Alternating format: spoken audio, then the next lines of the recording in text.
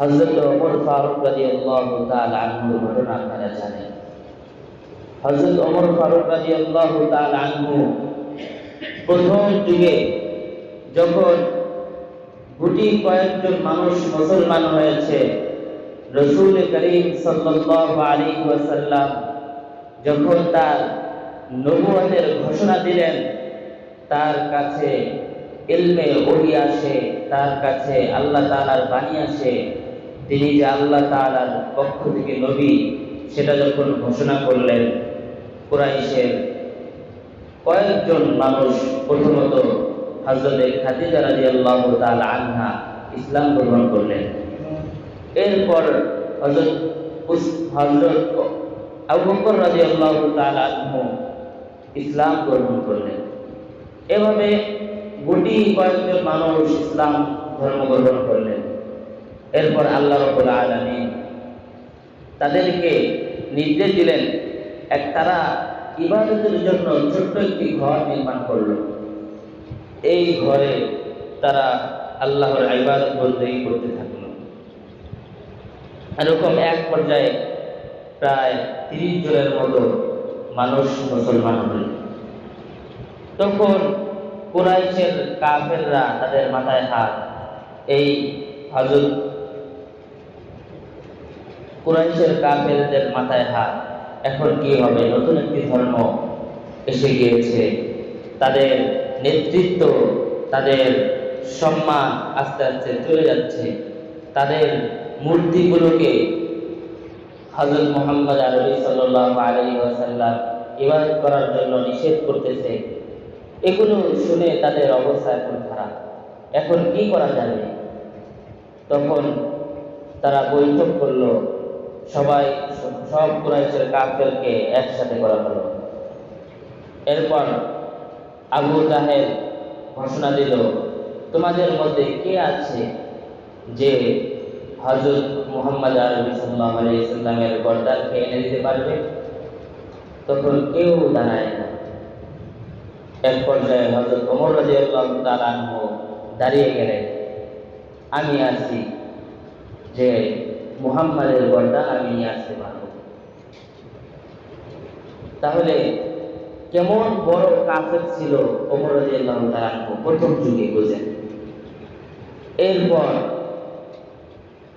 হযরত ওমর রাদিয়াল্লাহু তাআলা আনহু রাসূলের গর্দান আনার জন্য রওনা হলেন, কোষ মুক্ত তরবারি, খোলা তরবারি নিয়ে। হযরত ওমর রাদিয়াল্লাহু তাআলা আনহু যখন রাসূল আরবি সাল্লাল্লাহু আলাইহি ওয়াসাল্লামের গর্দান আনার জন্য খোলা তরবারি নিয়ে ছুটে যাচ্ছিলেন, প্রতিমধ্যে হযরত নুআইম রাদিয়াল্লাহু তাআলা আনহুর সাথে দেখা। নুআইম রাদিয়াল্লাহু তাআলা আনহু ওমরকে ডাকতে বলল, ওমর তুমি কোথায় যাচ্ছ? ওমর বলে, আমি মুহাম্মাদের গর্দান আনতে যাচ্ছি। তখন নুআইম রাদিয়াল্লাহু তাআলা আনহু বলেন, তুমি তো মুহাম্মাদের গর্দান আনতে যাচ্ছ, কিন্তু এদিকে তোমার বোন আর তোমার বোনের জামাই তো মুসলমান হয়ে গিয়েছে। তখন ওমর রাদিয়াল্লাহু তাআলা আনহু রাগে এখন তার দিশেহারা, এখন কি করি?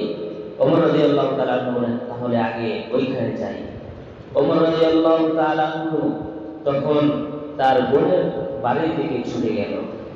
ছুটে যাওয়ার পরে তার বোনের বাড়ি পর্যন্ত চলে গেল। সে তার বোনের বাড়ির জানলার পাশ দিয়ে কান পেতে শুনতেছে তার বোন এবং বোন জামাই দুজনে কোরআন তেলাওয়াত করতেছে। এই যে কোরআন তেলাওয়াত করলো, এই কোরআন তেলাওয়াত তার কানের মধ্যে গেল এবং তার মনটা নরম হয়ে গেল। এরপর সে ডাক দিল, কে আছো? ঘর খুলো। তখন তার বোন এই ঘর খুললো। খোলার পরে এদিকে তারা ওই যে কোরআনের যে পৃষ্ঠাগুলো ছিল সেগুলো আগেই লুকায় ফেলছে, যদি ওমর দেখে তাহলে তো তাদেরকে মেরে ফেলবে। এরপর ওমর রাদিয়াল্লাহু তাআলা তাদেরকে জিজ্ঞেস করলো, তোমরা কি মুসলমান হয়েছো? তারা বলল হ্যাঁ মুসলমান হয়েছি। শোনার সাথে সাথে তার বোন জামাইকে মারধর শুরু করলো, বোনকেও প্রচুর মারধর শুরু করলো। এক পর্যায়ে বোন ডাক দেয়া বলো, ভাই তুমি যদি আমাদেরকে মারতে মারতে প্রহার করতে করতে যদি মেরেও ফেলো, তাহলে আমরা ইসলাম থেকে পিছু পা হব না। ওমর রাদিয়াল্লাহু তাআলা অন্তরে এই কথাটা গেঁথে গেল, কি ব্যাপার, কেমন ধর্ম হতে পারে, কিভাবে সম্ভব? এত মার খাওয়ার পরেও তারা বলতেছে মৃত্যু হয়ে গেলেও আমরা ঈমান থেকে পিছু পা হব না, মুসলমান থেকে আমরা অন্য ধর্মে যাব না, এটা কেমন হতে পারে? তখন ওমর রাদিয়াল্লাহু তাআলা বললেন যে তোমরা একটু আগে কি যেন পড়তেছিলে, আমি শুনছি, তোমরা এটা আমার সামনে পড়ো। তখন বোন বলল, আপনি আগে গোসল করে আসেন, গোসল করে আসেন, ওযু করে আসেন। এরপর ওমর রাদিয়াল্লাহু তাআলা বললেন ঠিক আছে। সেই হিসেবে সে গোসল করলো, এবার পবিত্র হলো। এরপরে বোন তেলাওয়াত শুরু করলো, তাহা মা আনজালনা আলাইকাল কুরআনা লিতাশকা ইল্লা তাযকিরাতান লিমান ইয়াখশা। এভাবে 5 আয়াত 6 আয়াত পর্যন্ত পড়লো। এরপর ওমর রাদিয়াল্লাহু তাআলা চুপ হয়ে গেলেন। হযরত ওমর রাদিয়াল্লাহু তাআলা তৎক্ষণাৎ ঘর থেকে বের হয়ে গেলেন। বের হয়ে ওই হাতে তরবারি নিয়ে, খোলা তরবারি নিয়ে রাসূলের দরবারে রাসূলের ঘরের দিকে ছুটলেন। এক পর্যায়ে তিনি ঘরের সামনে যেখানে সাহাবায়ে কেরাম এবং রাসূল তারা ইবাদত করতেছিলেন সেই ঘরের সামনে পৌঁছলেন। এদিকে সাহাবারা দেখলো ওমরের হাতে তরবারি এবং সেই ছুটে আসতেছে। তখন কেউ কেউ মনে করলো যে এখন কোন ঝামেলা করবে। একজন হযরত হামজা রাদিয়াল্লাহু তাআলা আনহু রাসূল আরবি সাল্লাল্লাহু আলাইহি সাল্লামকে বললেন, আপনি হুকুম দেন ওমরের গর্দানকে আমরা নিয়ে আসি। রাসূল বললেন, না না, তোমরা থামো, ওমরকে আসতে দাও। ওমর তখন ঘরের মধ্যে প্রবেশ করলো, রাসূলের সামনে দাঁড়াইলো। রাসূলের সামনে দাঁড়াইয়া হাতে তরবারি, খোলা তরবারি। ওমর রাদিয়াল্লাহু তাআলা আনহু কাঁদতেছেন। এক পর্যায়ে রাসূল বললেন, হে ওমর, তুমি কি এখনো ইসলাম ধর্ম গ্রহণ করবে না? এই কথা বলার সাথে সাথে ওমরের হাত থেকে তরবারি কাঁদতে কাঁদতে জমিনের মধ্যে পড়ে গেল। ওমর রাদিয়াল্লাহু তাআলা আনহু বললেন, আশহাদু আল্লা ইলাহা ইল্লাল্লাহ ওয়া আশহাদু আন্না মুহাম্মাদান আবদুহু ওয়া রাসূলুহু। তৎক্ষণাৎ ওমর রাদিয়াল্লাহু তাআলা আনহু রাসূলের সামনে কালেমা পড়ে রাসূলকে আখিরি পয়গম্বর হিসেবে, আল্লাহর রাসূল হিসেবে মেনে নিয়ে ইসলাম ধর্ম কবুল করলেন। সুবহানাল্লাহ। হযরত ওমর রাদিয়াল্লাহু তাআলা আনহু যখন ইসলাম ধর্ম গ্রহণ করলেন, এখানে যে কয়েকজন সাহাবা ছিল সবাই নারায়ে তাকবীর আল্লাহু আকবার বলে উঠল।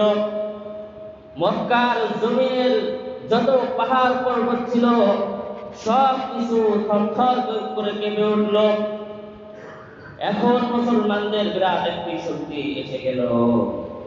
কুরাইশের মধ্যে, মক্কার মধ্যে দুইজন ব্যক্তি ছিল সবথেকে বড় শক্তিশালী। এক নম্বর হচ্ছে আবু জাহেল, আর দুই নম্বর হচ্ছে ওমর রাদিয়াল্লাহু তাআলা আনহু। এই দুজন বড় নেতা ছিল, তাদের কথাই পুরা মক্কা চলত।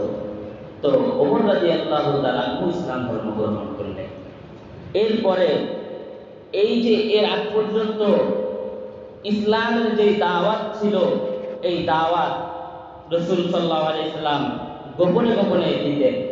কিন্তু যখন ওমর রাদিয়াল্লাহু তাআলা ইসলাম ধর্ম গ্রহণ করলো, তখন আল্লাহ তাআলা ওপেনে ইসলাম ধর্মের জন্য, দাওয়াতের জন্য ওপেন করে দিলেন যে তোমরা এখন ঘোষণার মাধ্যমে ইসলামের দাওয়াত দাও।